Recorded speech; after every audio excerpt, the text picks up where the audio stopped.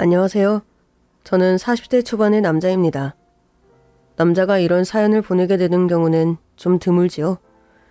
저의 우여곡절이 많았던 삶을 여러분에게 들려드리고 싶어 이렇게 글을 쓰고 있습니다. 먼저 저에 대해 소개를 하자면 저는 고아 출신입니다. 부모님이 누구인지 여전히 모릅니다. 태어나자마자 탯줄이 붙은 채로 시설 앞에 버려졌고 저를 낳아주신 어머니는 어떤 흔적도 남기지 않으셨거든요. 그래서 찾을 수도 없었고 나이가 좀 더 들어서는 찾기도 싫었던 것 같습니다. 저는 남들과 다른 이런 환경에서 자란 탓에 어릴 때부터 애정 결핍이 있었고 빨리 어른이 되어서 내 가정을 꾸리고 싶었습니다. 20살이 되면 시설에서 나와야 해서 열심히 자격증을 따고 공장에 취직했더랬죠.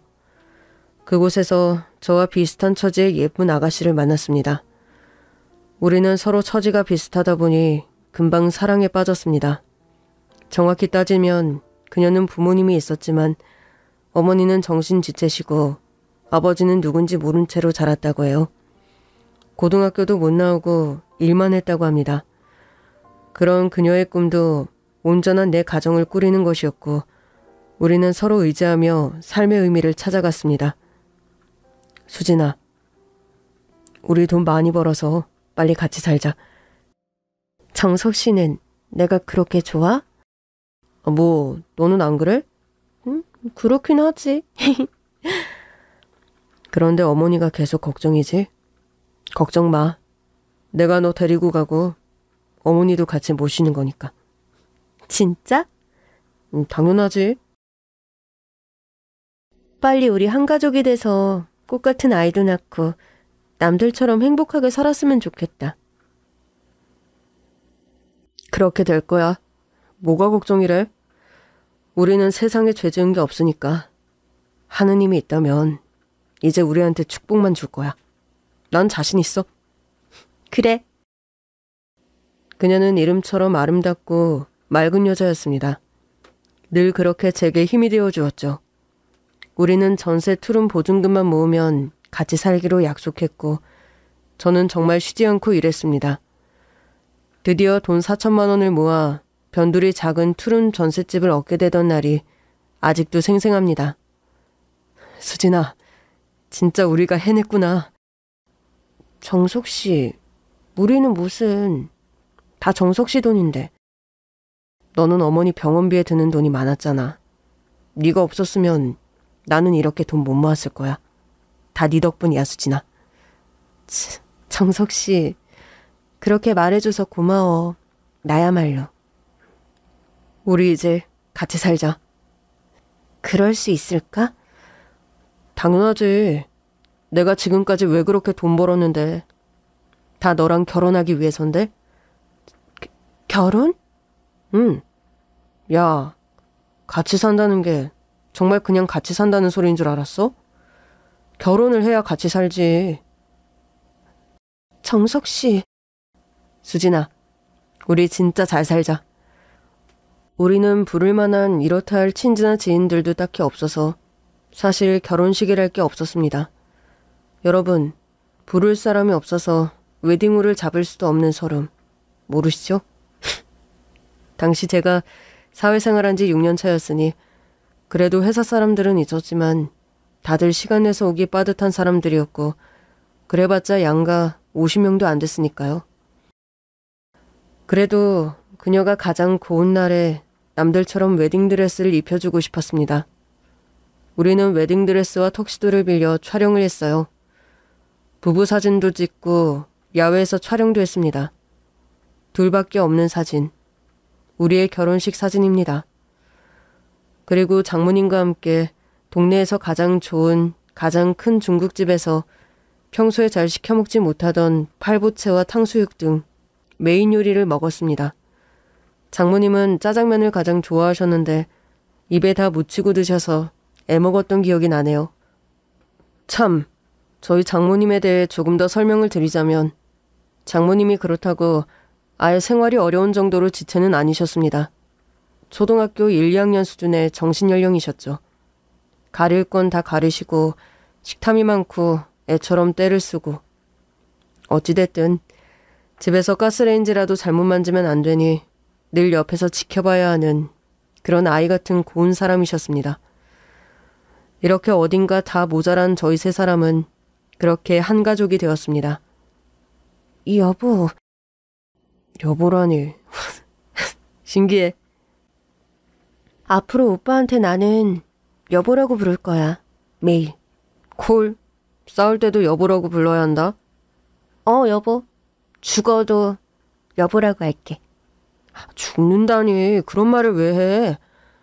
그리고 죽으면 내 귀엔 들리지도 않을 텐데. 우리 나중에 늙어서 누구라도 먼저 죽긴 할 거 아니야. 그런 상상은 하기도 싫어. 나는 내게 새로 생긴 가족인 여보와의 이별을 가끔 상상해. 뭐? 이별? 그러니까 한평생 우리 함께 살다가 언젠가 누구 한 명이 먼저 죽는 상상.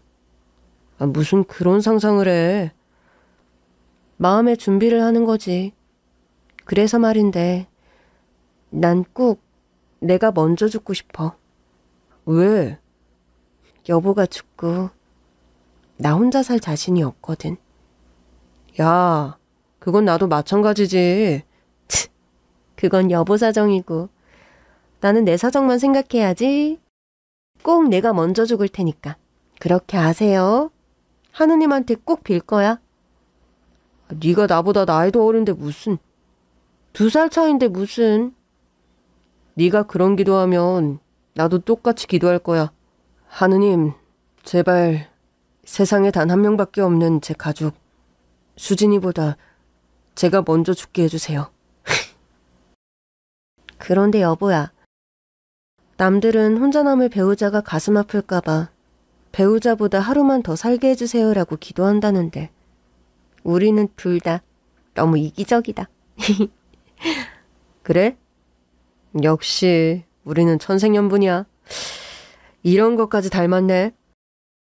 집은 꿉꿉하고 작은 다세대 주택이었지만 그녀와 매일 밤 별이 쏟아지는 꿈을 꾸며 잠을 잤고 뜨거운 가슴에 매일이 웅장해지는 아침을 함께 맞이하며 내 인생 최고의 행복이라 여겼습니다. 그녀는 제게 그런 사람이었습니다. 가진 게 없는 삶에 영원한 오아시스 같은 사람. 그 사람이 없다면 다시 사막에 혼자 서 있을 것 같은. 저는 그 사람을 만나서 더 이상 사막에 혼자 있지 않아도 된다고 생각했습니다. 수진아, 우리 슈퍼 차릴까? 슈퍼? 나 어릴 때 꿈이 슈퍼마켓 사장 아들이었거든. 슈퍼 사장 아들? 그런 꿈이 어딨어. 그런데 애초에 그 꿈은 말이 안 되는 거였어. 왜? 초등학교 때 가장 친하다고 생각했던 친구놈이 그러더라. 뭐라고? 너는 아빠가 없는데 어떻게 슈퍼마켓 사장 아들이 될 수가 있냐고. 돌직구 장렬이지. 아주 돌직구가 센 놈이었어. 나쁜 놈인데? 아니야, 그놈 때문에 생각이 바뀌었지. 그래, 나는 어차피 애초에 아버지도 엄마도 없으니까 내가 빨리 아빠가 되고 내가 사장이 되면 되지라고. 지금 그 꿈을 이뤄가고 있는 거야. 너를 만나서. 여보야. 그래. 그럼 그 꿈 내가 다 이루게 해줄게. 우리 모아놓은 돈으로 가게 알아보자. 당시 저희가 살던 동네는 골목길이 미로처럼 있고 다다다닥 따개비처럼 붙은 다세대 주택들이 쉴 틈 없이 붙어있는 동네였습니다. 편의점도 잘 없는 동네였는데 산허리쯤 한두 개씩 슈퍼들이 있었어요. 마을버스 정류장에서 가까우면 더 잘 됐죠. 우리는 마침 마을버스 정류장 앞에 있던 세탁소가 이전을 하고 그 자리에 작은 상가를 얻을 수 있었습니다. 대박이야. 역시 우리는 신의 자식들이야. 그 자리면 진짜 대박이지. 매일 출퇴근하는 사람들이 우르르 내리잖아. 그렇게 좋아? 응. 그런데 신의 자식은 뭐야, 또? 누가 보면 우리가 무슨 신실한 사람들인 줄 알겠다. 원래 인간이란 엄청 기쁠 때나 엄청 슬플 때만 신을 찾는다고 하잖아, 뭐. 암튼 나도 네가 기쁘다니까 너무 기쁘다. 첫 번째 나의 꿈을 이루게 해줘서 고마워. 나도. 그때 제 나이가 30, 꼬박 10년을 모은 돈을 투자해 얻은 산동네 언덕의 작은 슈퍼마켓이었습니다. 집도 그 슈퍼마켓 뒤에 딸린 다세대 투룸까지 얻었고 정말 딱이었어요. 출퇴근이 고작 1분이었으니까요. 엄마 때문에 걱정이 많았는데 뒷집 아주머니가 집을 빼주셔서 너무 감사해 정말. 안 그래도 이사 가고 싶어 하셨다고 하니까. 그러게. 정말 잘 듣지 뭐야. 한시름 덜었어 정말. 사실 장모님을 두고 일을 나가는 게 늘 걱정이었던 아내 때문에 저는 가게에 붙어있는 집 세입자에게 웃돈을 더 줘서 집을 빼게끔 부탁드렸어요. 아내가 알면 펄쩍 뛸 것 같아서 상의는 하지 않았지만요. 환하게 햇살같이 웃던 아내를 보니 저도 기뻤습니다. 무엇보다 장모님이 나이가 드실수록 점점 더 아이가 돼가고 있던 터라 저도 걱정이 되긴 했었고요. 아빠! 네? 엄마, 아빠가 뭐야, 사위라니까. 김서방이라고 불러야죠. 그때 알려드렸잖아. 우리 장모님이 나를 아빠로 만들어주시네? 알았어. 김서방이라고 할게. 장모님, 아빠도 좋고 김서방도 좋으니까 건강하게만 우리 옆에 쭉 계셔주세요. 그래, 김서방. 우와, 역시 우리 장모님 최고. 그래, 아빠도 최고. 아, 엄마. 당신 왜 그래? 화내지 마. 장모님 울겠다. 아, 여보가 자꾸 다 받아주니까 엄마가 더 애같이 굴잖아. 엄마, 애 아니야. 아셨죠? 엄마, 나는 딸 수진이고 지수진. 이 사람은 김정석. 수진이 남편 김서방. 알았지? 알았어, 수진아. 내 딸 수진이. 아유, 내 새끼. 예쁜 내 새끼. 다 컸네, 수진이. 남편도 있고 결혼도 하고. 우리 엄마 똑똑하시다. 이제 다 기억이 나나 봐? 우리 딸, 내 딸. 예쁜 내 딸, 수진이. 저는 부모정 없이 자랐기 때문에 이렇게 아이처럼 어린 장모님이었지만 정말 제 친어머니라고 생각하며 모셨고 가끔 장모님이 자잘한 사고를 치시면 혼낼 수도 없는 터라 가슴 아프고 힘들 때도 많았지만 세 식구가 함께여서 행복했습니다. 그리고 몇 년 후 제가 이루고 싶었던 두 번째 꿈을 이루었죠. 바로 제가 정말 이 세상에서 제 핏줄로 엮인 가족이 생긴 겁니다. 제 딸이 태어났어요. 여보, 그렇게 좋아? 당연하지. 너는 내게 신이야. 치, 무슨 소리야 그게. 내가 빌고 빈 모든 꿈을 너가 다 이뤄준 거니까. 가족이 되어주었고 자식도 낳아주었어. 사랑해 수진아. 고마워. 나도 사랑해. 여보야, 우리 너무 니글거린다. 얘 봐, 지도 알아들었는지 웃어. 우리 수빈이가 건강하게만 자라주면 좋겠다. 나는 다른 건 바랄 게 하나도 없어. 이렇게 건강한데 뭐. 건강할 거야. 공부 못해도 돼. 수빈아, 건강하자 내 새끼. 결혼 후 모든 게 순탄했는데 아이가 세 돌이 지났을 때 서서히 불행의 그림자가 저희 가족에게 드리워졌습니다. 그때는 그게 시작일 줄 몰랐습니다. 이렇게 큰 고통을 주시면 신이 이제 더는 안 주시겠지 했는데 말이죠. 아이가 몸을 벅벅 긁기 시작하더니 이유를 알 수 없는 두드러기 증상으로 병원에 입원해서 팔을 묶을 정도가 되었어요. 아직 어린아이니 긁으면 안 된다고 해도 피가 날 정도로 긁는 거였죠. 저희도 이런 증상은 처음 봅니다. 희귀병이라고 할 수 있을 것 같아요. 세계 발병 사례 중 비슷한 사례를 찾아보고 있는데 매우 드문 케이스라고 할 수 있고요. 실제로는 가렵지 않은데 심리적으로 가렵다고 여기는 증상입니다. 아이가 아직 많이 어리니 이렇게 피가 날 정도로 긁는 거죠. 이러면 온 전신이 남아나지가 않게 되는 거예요. 당분간 이렇게 양손에 주머니를 씌우듯 덧사개를 끼워주시고 못 베게 해주시는 게 좋아요. 그럼 선생님, 고칠 수 있는 방법도 없는 건가요? 영원히 나을 수 없나요? 비슷한 사례의 경과를 보면 3년, 길게는 10년까지 있다가 자연적으로 나아지는 경우도 있고 짧게는 1년 안에 증상이 사라졌다가 몇 년 후 다시 발병한 사례도 있었습니다. 그럼 아이가 어린이집에도 가야 하고 학교도 다녀야 하는데 일을 어쩌죠?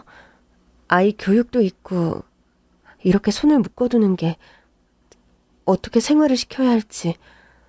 하루 24시간 내내 그러는 건 아니니까요.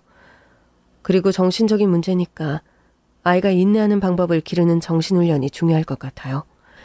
그런 쪽으로 치료를 계속 해봐야 할 것 같습니다. 이건 정신과로 연계해드릴게요. 정신과요? 그럼 아이가 정신적으로 이상하다는 말씀이세요?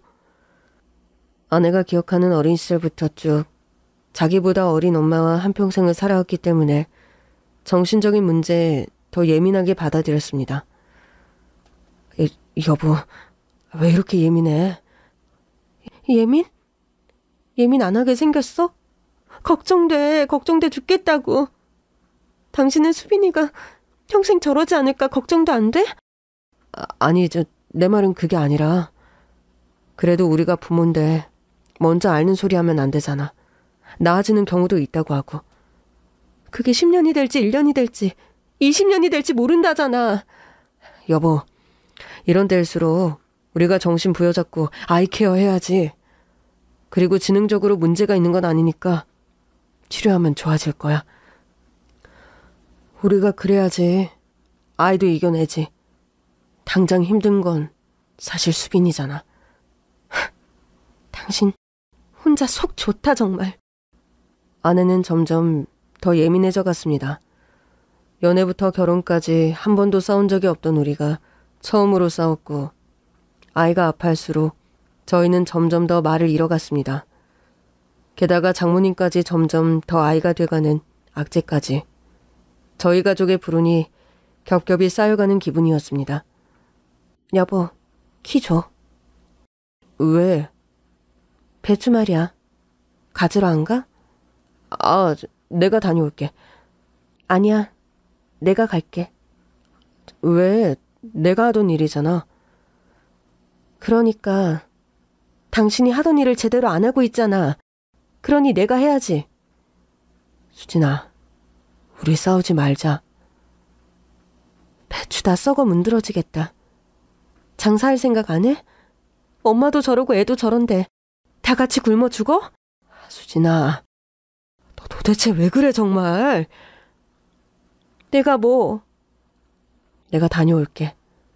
됐어. 나 바람 좀 쐬고 싶기도 하니까 그만하자. 나 다녀올게. 애 좀 봐. 알았어. 무슨 일 있으면 연락 주고. 아내는 점점 지쳐갔고 자신의 병을 주체 못하는 어린 딸도 그 딸과 똑같이 구는 장모님까지 마주하는 걸 점점 더 힘들어했습니다.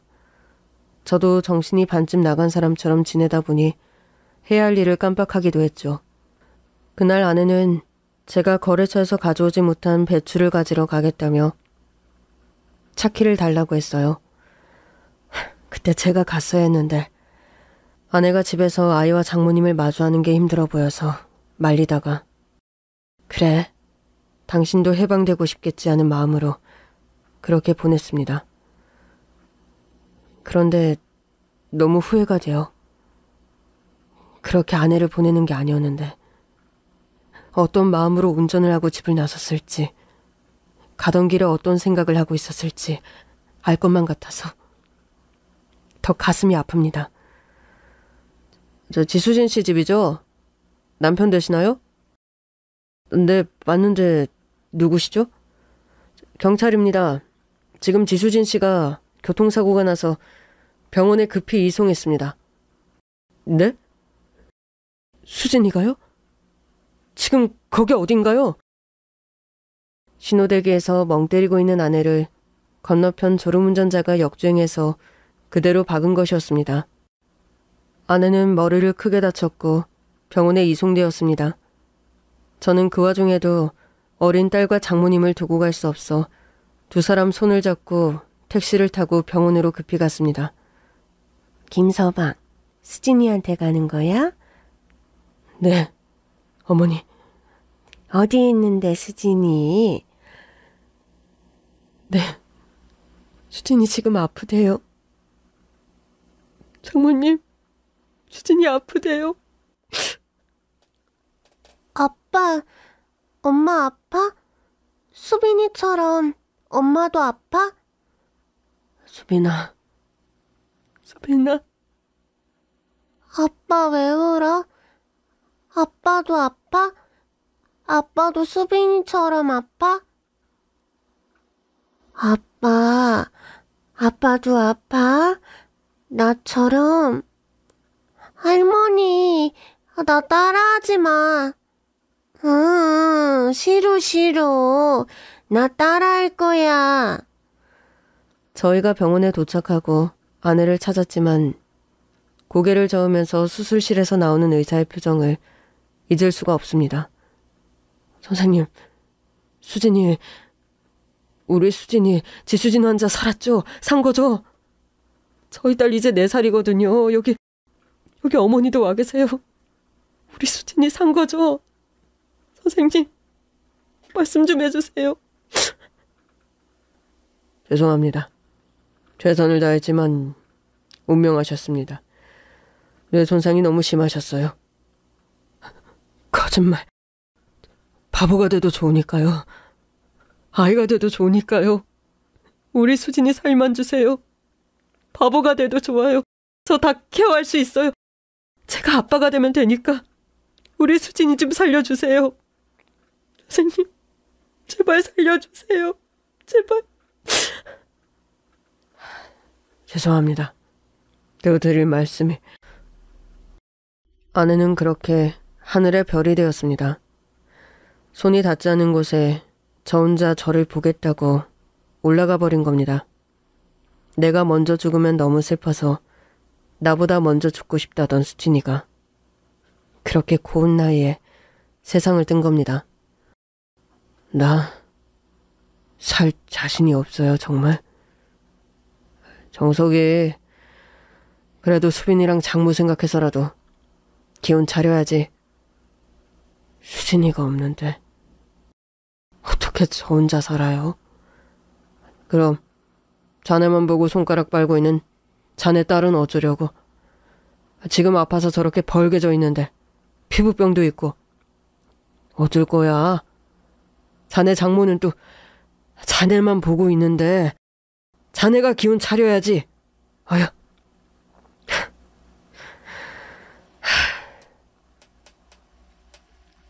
주변 지인들이 대신 가게도 봐주고 아이도 병원에 데려가 봐주고 했지만 저는 살 자신이 없었습니다.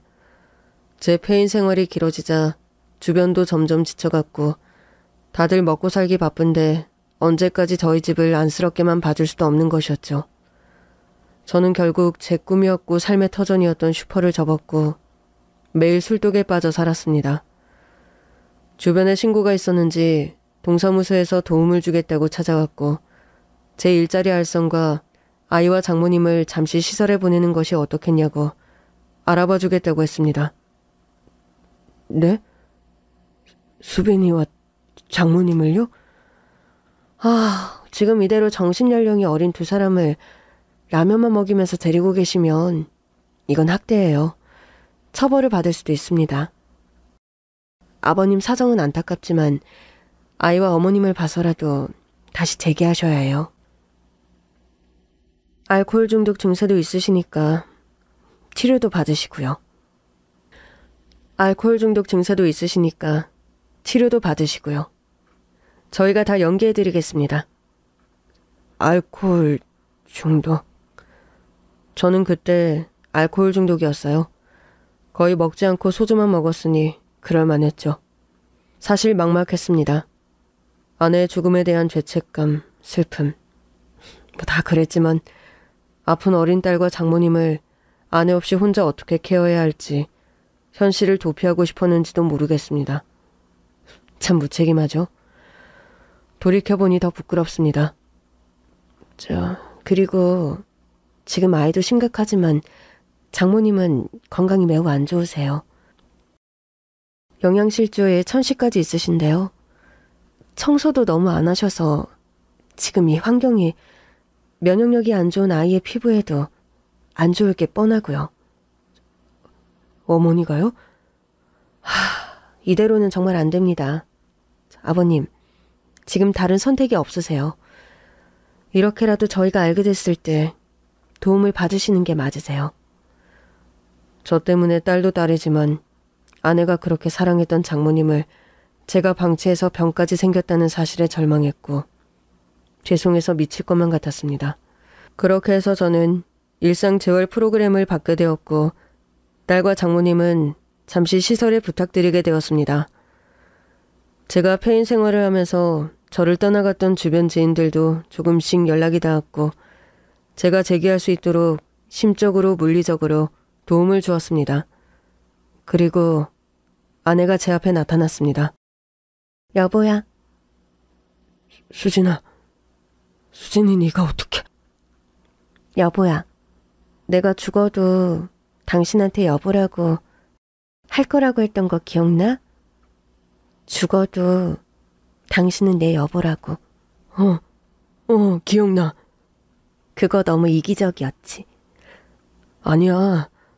당연히 당신이 내 여보지. 나한테 다른 여보가 어디 있어. 그런데 이거 꿈이야? 응. 꿈이구나. 여보야. 내가 그때 못한 말이 많아서 보고 싶었어. 미안해. 그때는 내가 너무 미안해.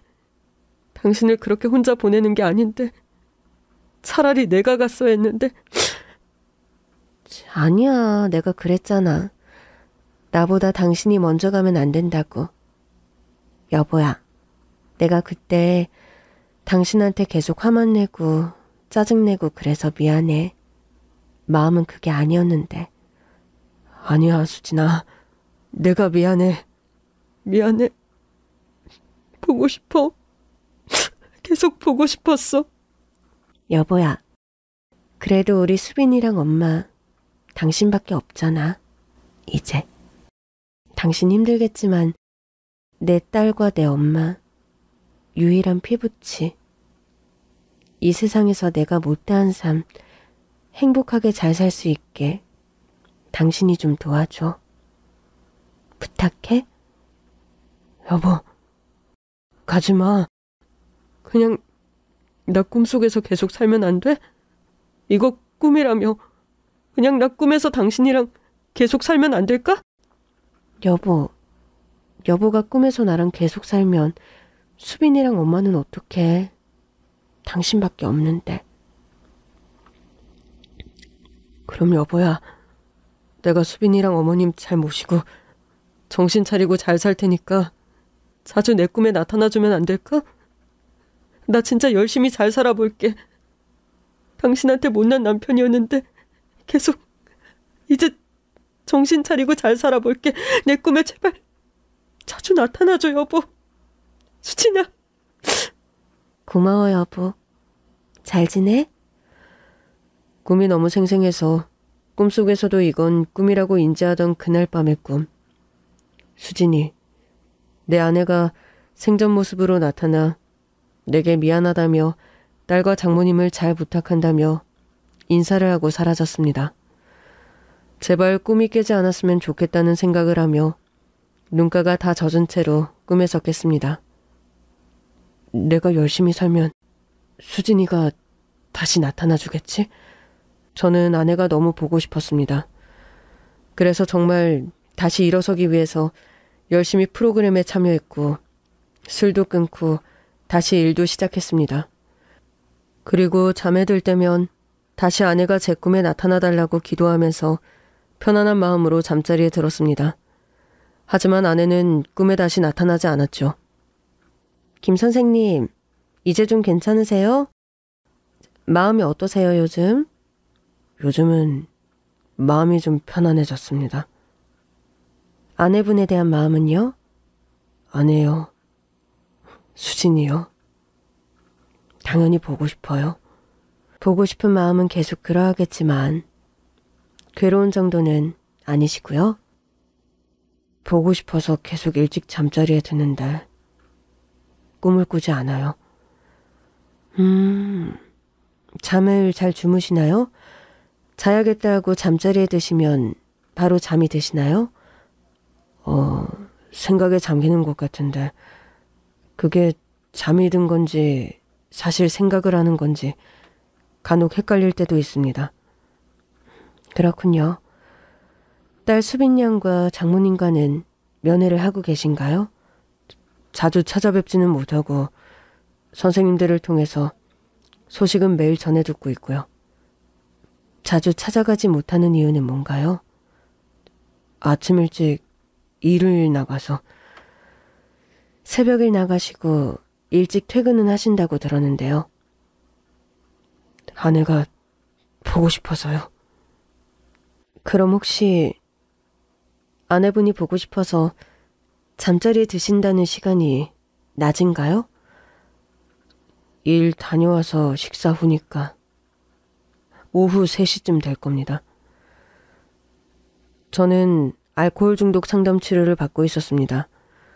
하지만 불면증도 심했고 그 반대인 과다수면증도 심했습니다.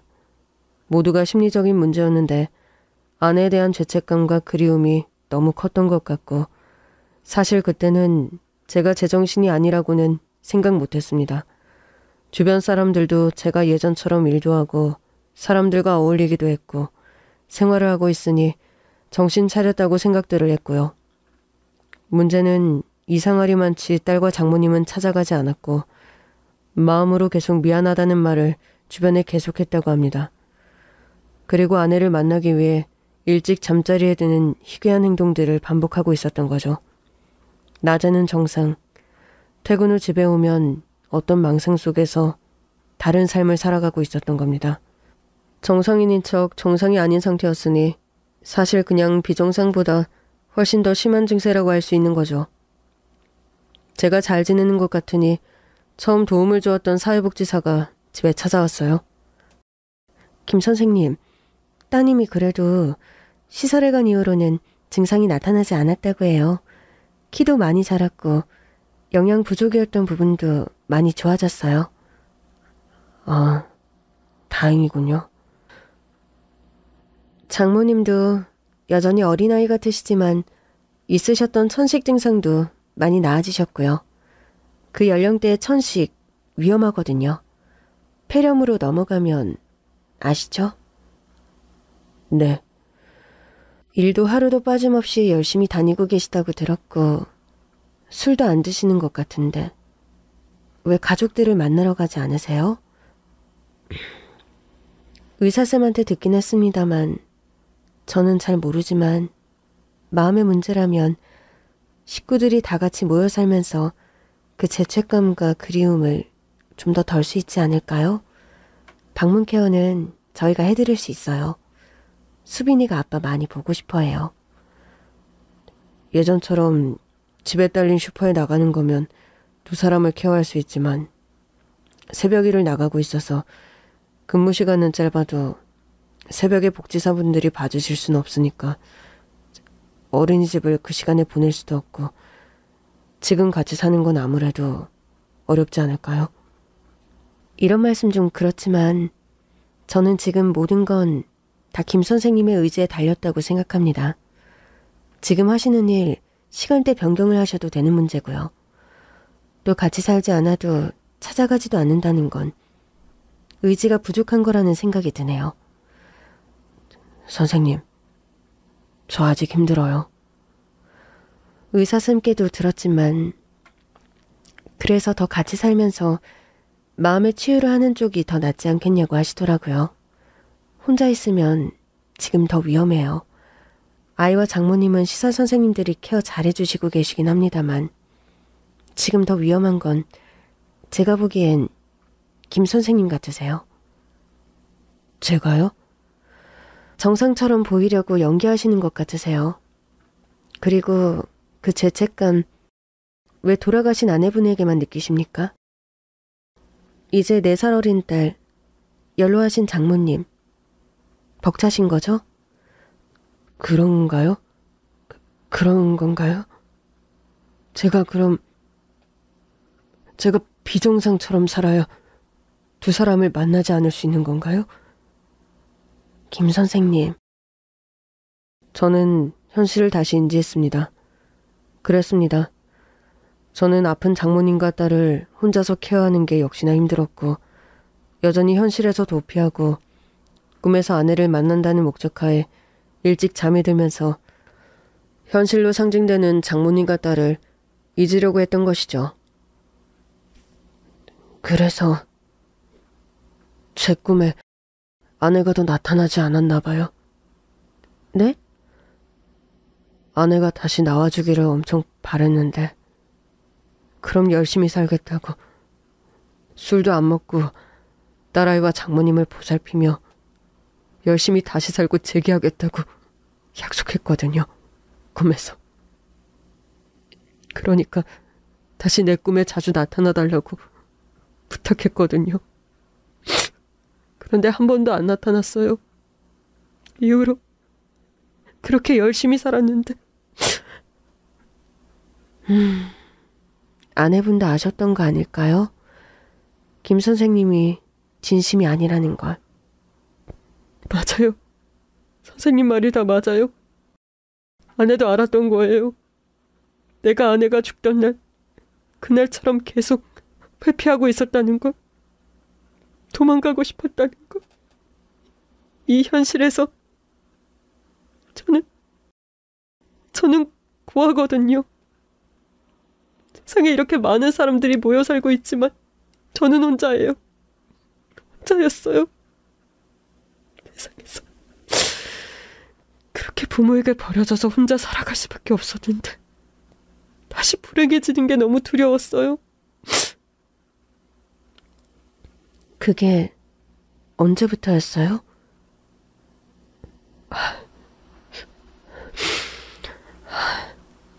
아내분이 돌아가시고 난 이후부터요? 아니요. 아이가 희귀병에 걸렸다는 사실을 안 날부터요. 그랬던 것 같아요.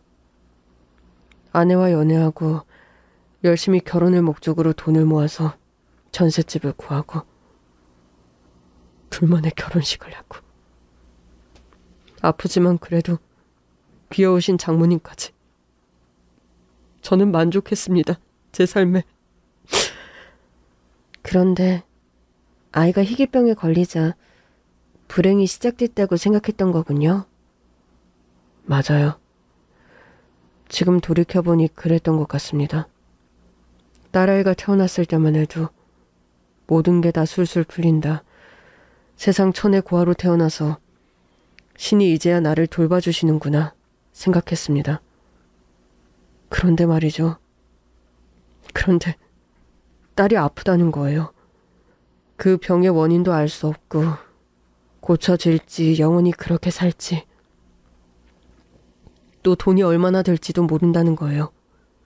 돈이 들어도 아이의 고통을 잠시 일시 정지해주는 것일 뿐 계속 고통에 시달릴 수도 있다는 건데 너무 무서웠습니다. 당시 아내분에게는 병이 나을 수도 있다며 긍정적으로 생각하자고 하셨던 건 김 선생님이시잖아요. 맞아요.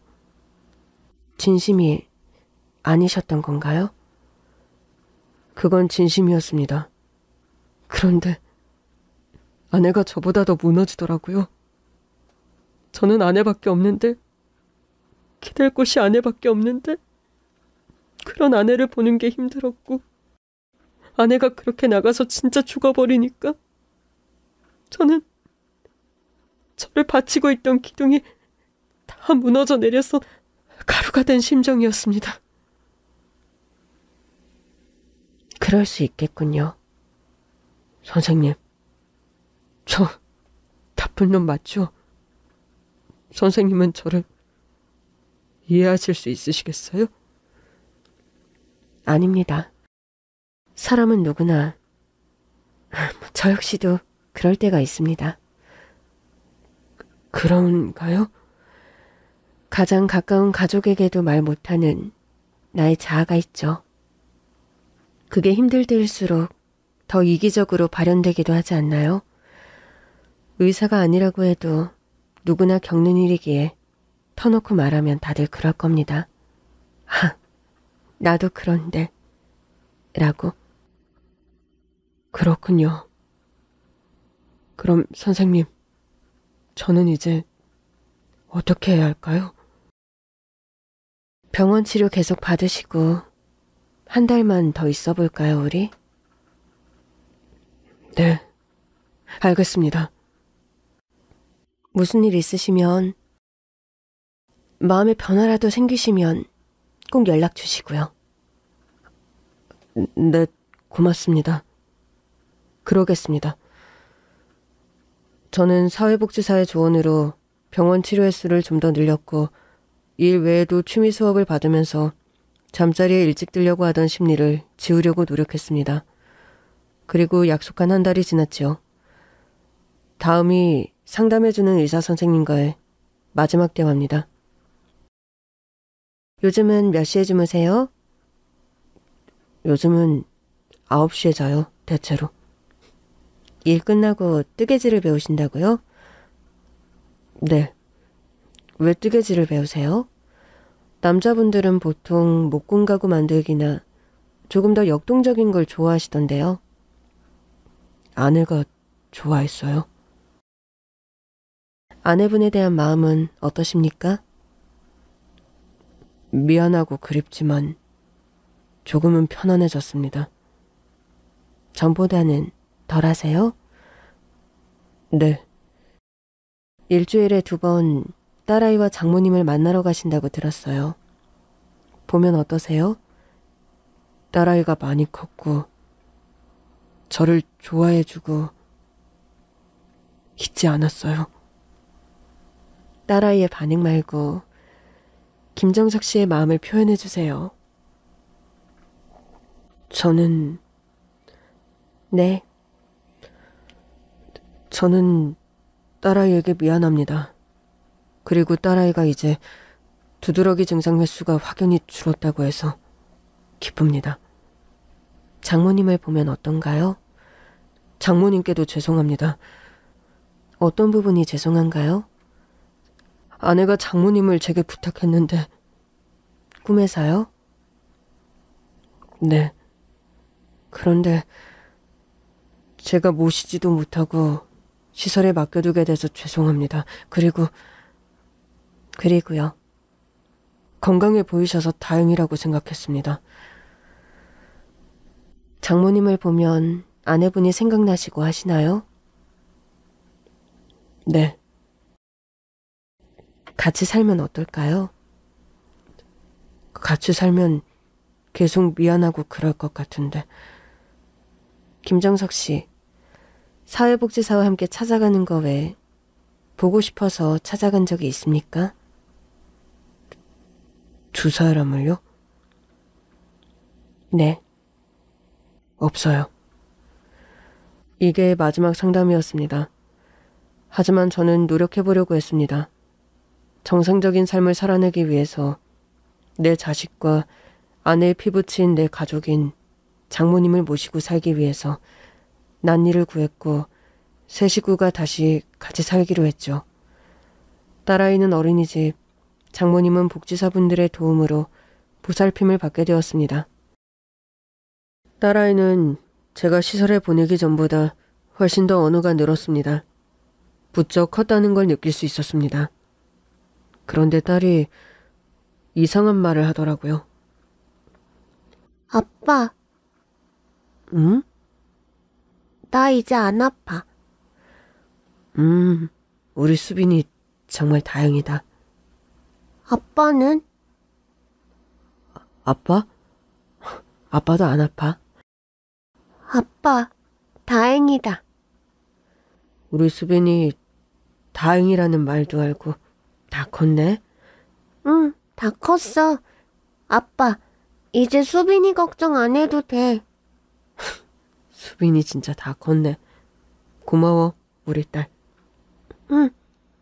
그러니까 아빠, 일하고 늦게 와도 되니까 우리 계속 같이 살아야 돼. 뭐? 아빠랑 할머니랑 계속 같이 살고 싶어. 수빈아, 아빠, 약속해줘. 이제 계속 같이 산다고. 수빈아. 알았어. 아빠가 꼭 약속할게. 무슨 일이 있어도 우리 가족 다 같이 살겠다고. 응, 응. 수빈아. 엄마는 안 보고 싶어? 엄마는 안 보고 싶어.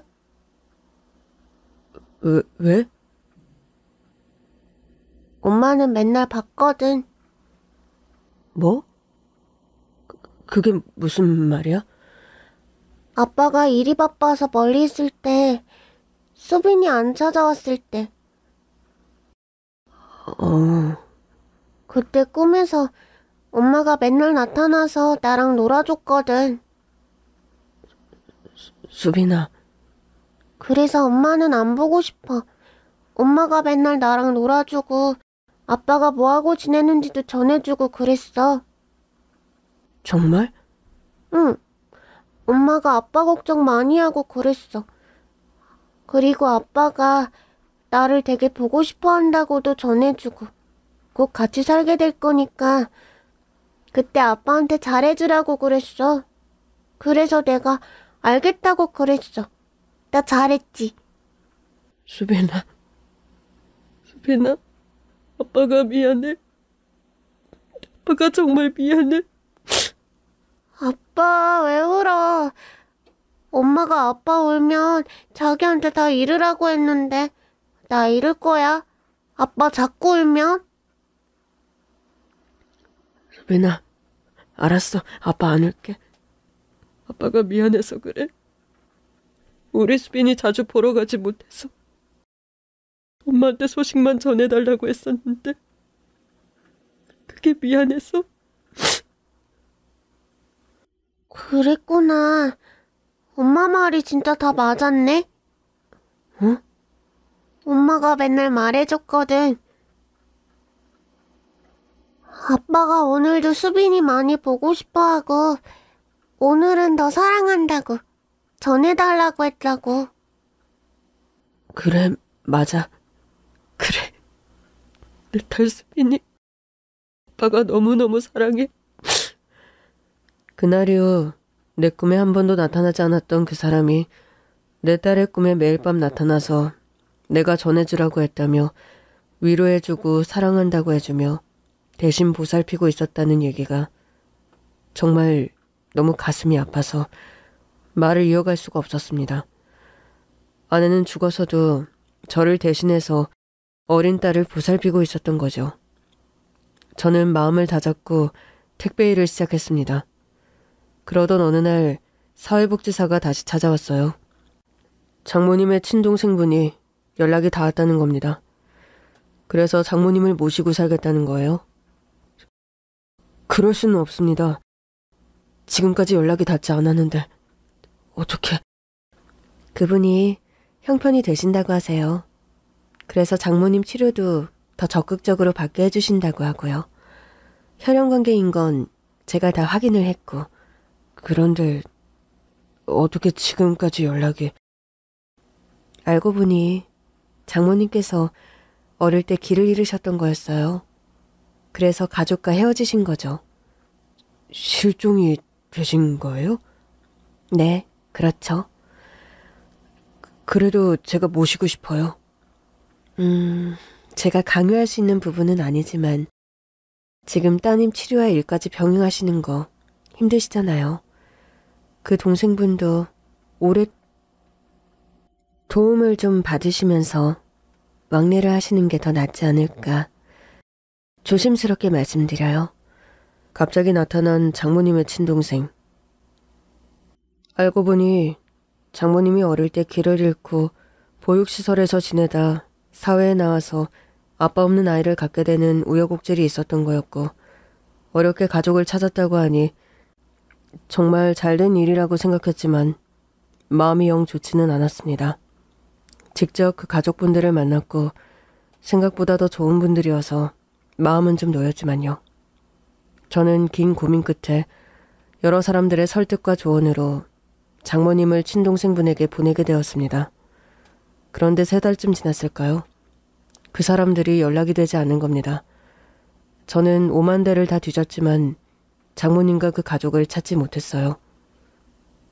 저희도 계속 찾고는 있는데 이게 무슨... 말없이 이사를 가다니 안 좋은 일이 일어난 건 아니겠죠? 더 찾아볼게요, 저도. 네, 감사합니다. 그리고 6개월이라는 시간이 또 다시 흘렀습니다. 그리고 생각지도 못한 곳에서 장모님의 흔적을 발견하게 되었습니다. 장모님.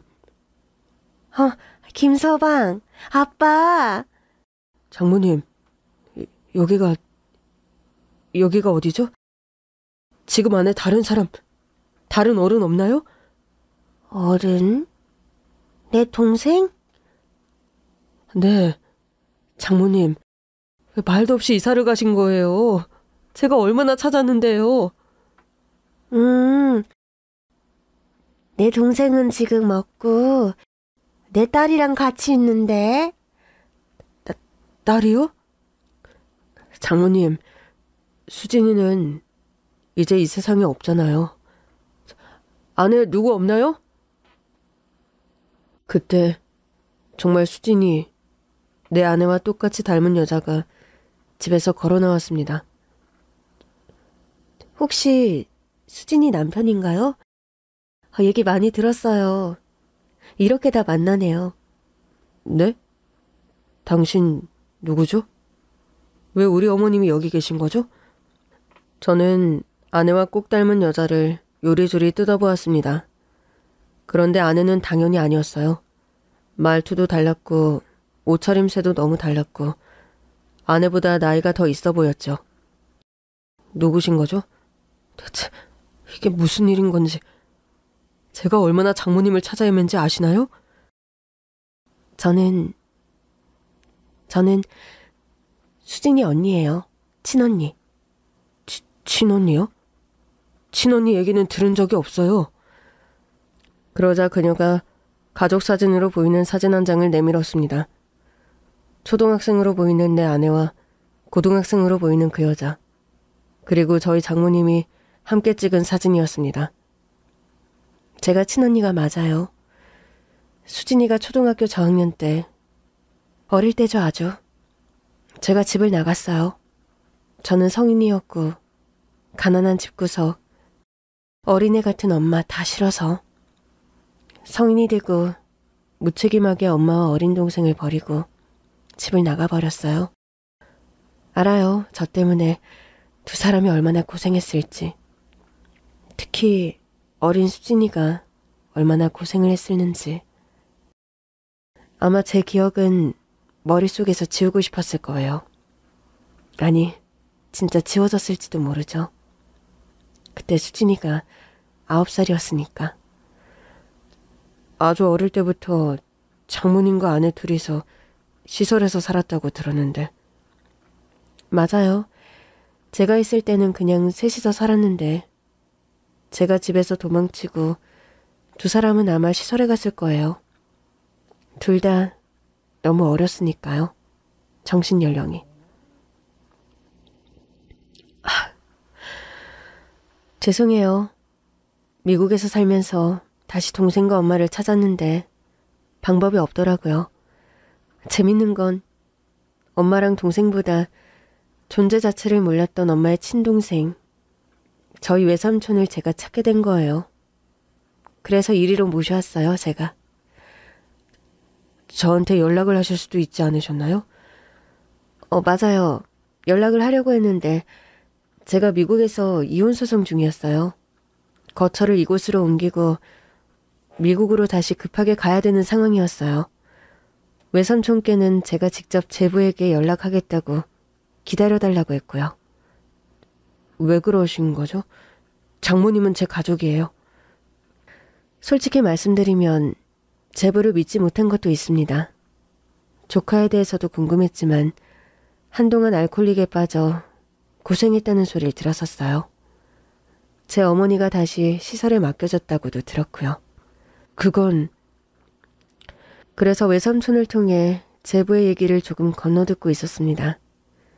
저희 어머니를 찾고 있는 건지, 그리고 얼마나 건실하게 다시 재기하는지 지켜보는 시간이 조금은 제게 필요했어요. 저는 미국에 오래 살아서 남을 잘 믿지 못해요. 아니, 어릴 때부터 남들에게 괄시를 받으며 소녀가정으로 자랐기 때문에 더 그런 심리가 있는지도 모르죠. 좀 미친 여자구나 생각해줘요. 미안해요. 아내의 친언니라는 여자는 죽은 아내와는 정말 다른 사람이었습니다. 무서우리만치 냉철하다고 해야 할까요? 어떤 면에서는 그녀의 말이 납득이 가면서도 원망스럽기도 했습니다. 복잡 미묘한 감정이 들더군요. 그리고 그녀는 20살 때 가출로 고생하다 미국으로 넘어갔고 부자에게 시집가 이혼을 했다고 했습니다. 이혼 소송에서 승리해 어마어마한 재산 분할을 받아 이제 한국으로 완전히 넘어왔다고 했고요. 미안하다는 말로 다 갚을 수는 없겠지만 제가 가진 것들로 보상하고 싶어요. 지금까지 엄마에게 못한 것, 안타깝게 생을 마감한 내 동생, 그리고 조카까지, 그리고 또 제부까지 말이죠. 그게 무슨... 수빈이라고 했죠. 수빈이가 아프다면서요. 미국에 보내서 치료를 받게 해주고 싶어요. 고칠 수 있나요? 알아봐야죠. 그리고 저희 엄마는 제가 모셔도 돼요. 아닙니다. 아내와 약속했어요. 장모님을 돌아가실 때까지 잘 모시기로. 제 엄마이기도 해요. 그래도 아내가 제가 모시기를 바랄 거예요. 그럼 한 가지 부탁할게요. 어떤... 제가 집을 사드릴 거예요. 그리고 새 식구가 사는데 부족함 없이 해드리고 싶어요. 이건 꼭 들어주셔야 합니다. 아까도 말했듯 고생하다 죽은 내 동생에 대한 마음과 세 사람 다 제 가족이기도 하니까요. 저는 처형의 단호한 부탁에 더 할 말이 없었습니다. 사실 고맙기도 했죠. 무엇보다 딸아이의 희귀병을 고칠 수 있다면 뭐든 하고 싶었습니다. 그렇게 해서 저희 세 식구는 다 같이 살게 되었고 처형이 얻어준 40평짜리 고급 아파트에 살면서 이래저래 부족함 없이 도움을 받게 되었어요. 물론 처형도 근거리에 살면서 한 식구처럼 지내고 있습니다. 또 식당을 차리게 되었어요. 감사하게도 손님들이 많이 찾아주고 계시고 요즘은 걱정거리가 많이 없어요. 하지만 아내는 여전히 꿈에 나타나질 않습니다. 딸아이의 꿈에도 더 나타나지 않는다고 하더군요. 많이 보고 싶고 그립지만 오늘도 이 글을 빌려 약속하고 싶습니다. 수진아, 너를 만난 건 나의 일생일대의 행운이었고 너와 함께한 시간들이 앞으로도 다시 없을 행복이었어. 그리고 지금도 네 덕에 이렇게 살아가. 우리 딸 수빈이, 어머님 다 잘 보살피며 열심히 살게. 수진아, 사랑하고 여전히 그립고 미안해.